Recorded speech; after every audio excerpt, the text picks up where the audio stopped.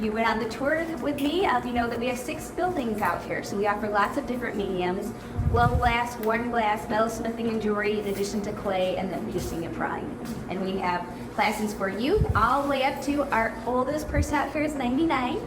Little Marjorie, she still does some painting, drawing, and clay. So again, on behalf of Adrian Center, thank you for coming. I'm very excited to introduce, well, most of you know, Sherry, because we're going to hear from the artist about some of their pieces. Great state of you. Yeah, well, thank you to all the guild members who came. I didn't really prepare anything for this, but it was sort of a slow response when I asked people if they wanted to participate, and then all of a sudden it kind of snowballed. And we ended up with this amazing amount of work. So much that Pi kept emailing me. I think there's too much. But I don't think we can get it all in. And finally at the end, it's like, phew, we got it all in. She just sent a photograph of the gallery, and it was stunning. And when I walked in, I was taken aback. I mean, I first saw those two, the purple and red pieces of Bridget McComber, and then I turned around and I saw the gold leaf on Tom's temple form, and I was just like, oh my gosh, they're like jewels. Look at this, a treasure chest here. And I think that we don't often see our work sort of showcased in this way, where we get to appreciate it is all around in what we see it at sales, right? And it's just tearing up shelves. So much wonderful work that it's kind of overwhelmed. So anyways, thank everybody for coming. Thank people who aren't from the Colors Guild for coming. I'm glad it's not just us. So a few people have said they would say a few words, and I thought we could go around the room and come. If you want to just say something about your work or something about the guild, I would love to hear it. Yeah. Do you want to start? I'll start. Okay, not any. So I'm Sherry Hall, and my piece is the angel over there. I initially didn't mean for it to be an angel. I was trying to think of combining animals like wings with a human. The hair kind of represents my daughter, Sarah. She always puts her hair up like in 2 ponytails. And the face is representative of how we hide who we really are. So, and I think she has golden nipples, which represents life. They both did that. And there you go. Steve varieties here. Oh, sure. So I'm an adjunct member of the Potter's Guild. So honored to be part of the group. And so I have a sculpture here on the wall. It's my first wall sculpture. So excited that it actually made it out of the ground alive.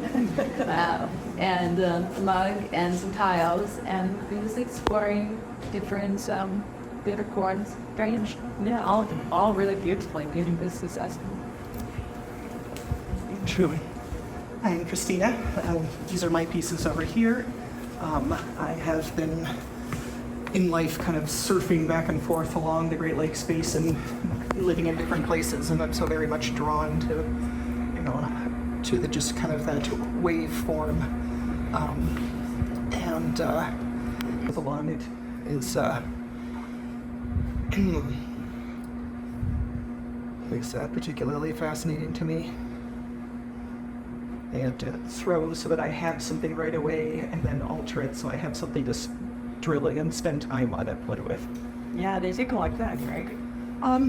Yeah, although they do. Although I've been refining the process, they've gotten faster and faster, Gotten better at it. and bigger in detail also. Yeah. We started out with little things like this and moved on to, as I've gotten more confident with the spaces and the clay.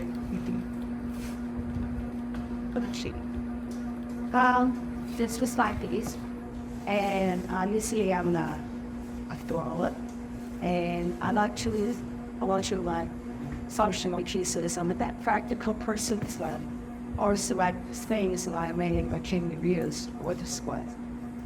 And I like to express my hobby, blazing, and I'm fascinated by ordering items, what they can need. They can do a lot. And also we can do without them. And so, overall, I would say I sacrificed 10 to 15% out running over. But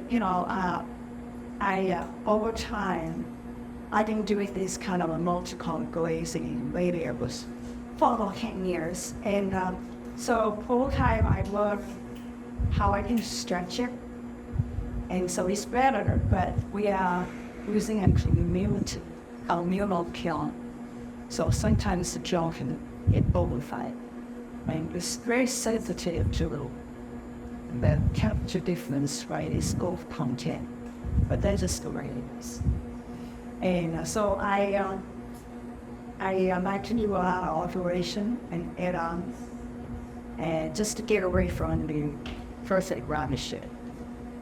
And so that's basically my philosophy. It always has a really beautiful tooling. And it's gorgeous. I do that. Okay, yes, I do. So I'm originally from South Africa, and I've got the African influence Vastu Mosque over there. I've done quite a lot of these in past years, and people would, in Ann Arbor particularly, might say it's cultural appropriation. But I'm an African American. I really like the hands-on instant gratification that raw food gives you when you're pulling something red hot out of the kiln, and you're seeing the results immediately and dumping it in water, putting it in a can with combustibles to get the smoke, and sometimes using a blowtorch on bits of glazed area to bring it out more. The fruit was down to set as a mechanism. Few things in nature.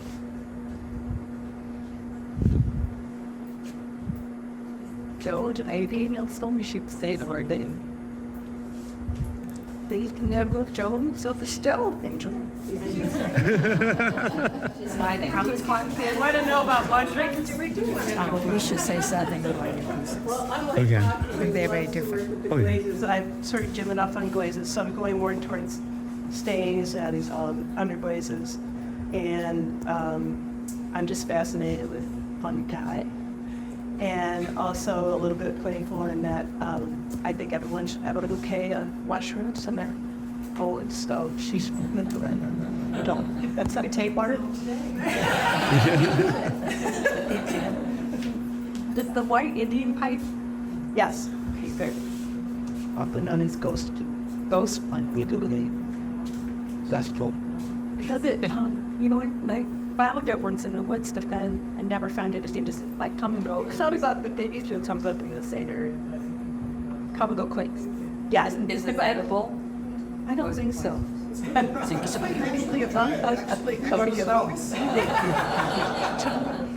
Yeah, they were it rotting wood. Oh, so many more right, but Yeah, well, I'd say it was just, I saw it walking into the waste the next day with the entire swing. Yeah, it's a little more expensive. And thank you. Well, Maki said something about her bowl, that she loved making functional work and knowing that what she made would be put to use by doing something. I do abstract sculptures, so I love making work that has no possible use. And that kind of, I don't know where it came from. Frank Stella, who died a couple weeks ago, the abstract pioneer of the 50s and 60s, was asked in an interview, well, with your academic background, I'm sure you did realistic work. How long did you do representational paintings? And he thought a minute and he said, I think about 20 minutes. And I have no explanation for it, but I have always been drawn to abstract art. I've made representational work and still do occasionally and functional. But the best thing about my work, which is those two wall pieces and that sculpture right there in front of Blue Lady and Blue Polka Dot. The best thing about it is there's two things I don't have to reply to. What is it? And gee, that doesn't look like an egret. Free to fly.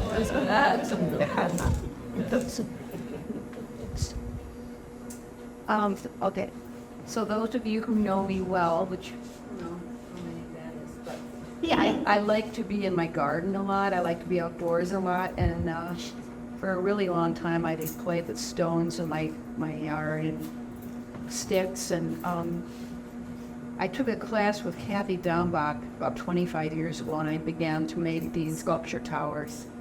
And the Lee Lee was teaching down there at Schoolgrass, and I was working towards other things while I was teaching full time. And I put that away for a really long time, just sculpture towers. And then when we made ours at the Guild, it ignited the desire to go back to that. And I spend a lot of time up in Lake Michigan with the rocks and the topography, and so I started making sculpture towers again. And I've also been intrigued with the patterns on the rocks that I kind as I've tried different ways to emulate the surface texture of the rocks. So that's it.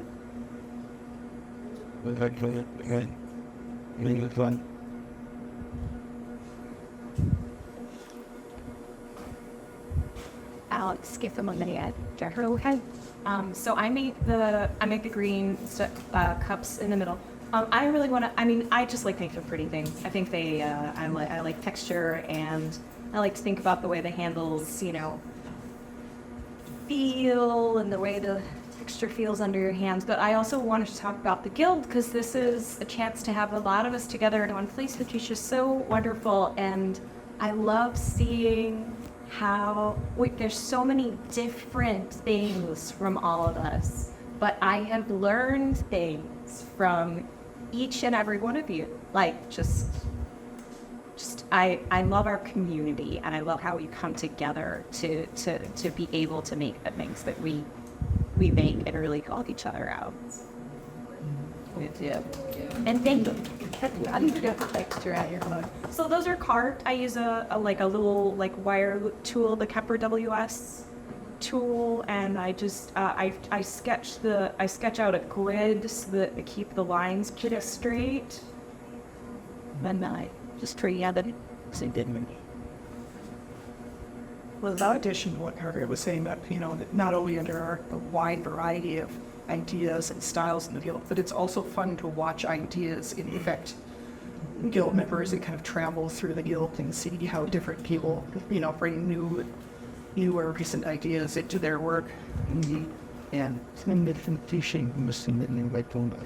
And everybody's ready to share a moment's notice. If you have a question, if you need some help, or do you want to explore an idea, there's always somebody who's out. I'm Doug, and I made the clock on the wall over there. People not from the Guild only. I used to be notoriously late for anything, so it's kind of ironic that I'm making clocks. And a lot of members don't even know that I make clocks. My old motto was never on time, always on my own schedule, so it works that way. But I want to reiterate, this is a great, our 75th year? Yeah. So this is a great show for our 75th year that Margaret reminded me of today, and that we all share everything with everybody, so, this is a wonderful opportunity here. So normally I make functional things. My business name is Doug's Mugs, and I've got a gazillion mugs at home. But, just for something different, I threw in a clock. Did it run forwards or backwards? He's 40 minutes late. Depending if I showed one to you, it would be definitely backwards.